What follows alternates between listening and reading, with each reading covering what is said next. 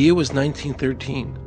Woodrow Wilson was president, and powerful banking interests, who had been trying for years, finally achieved their long-term goal of a silent coup d'etat by taking control of the American government. The first thing they did to accomplish their takeover was convince Secretary of State Philander Knox to lie to the American people and tell them that the 16th Amendment, the Income Tax Amendment, had been legally ratified by the states when it was not. The bankers knew that this tax would ultimately end up in their pockets. Because of this fraud, the American people were led to believe there was now a tax on their labor. Congress and the President are completely aware of this fraud, and it was even cited in a recent court case.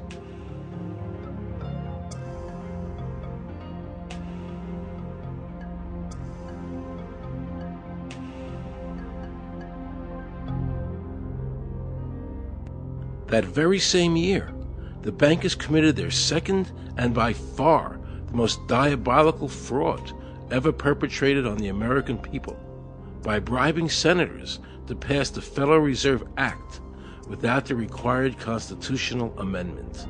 All in favor, say aye.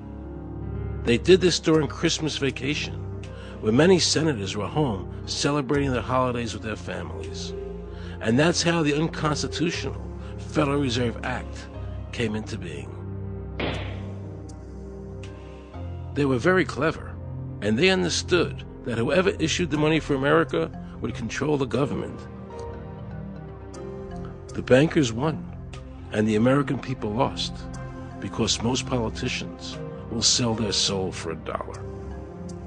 And now the Federal Reserve could issue dollars legally.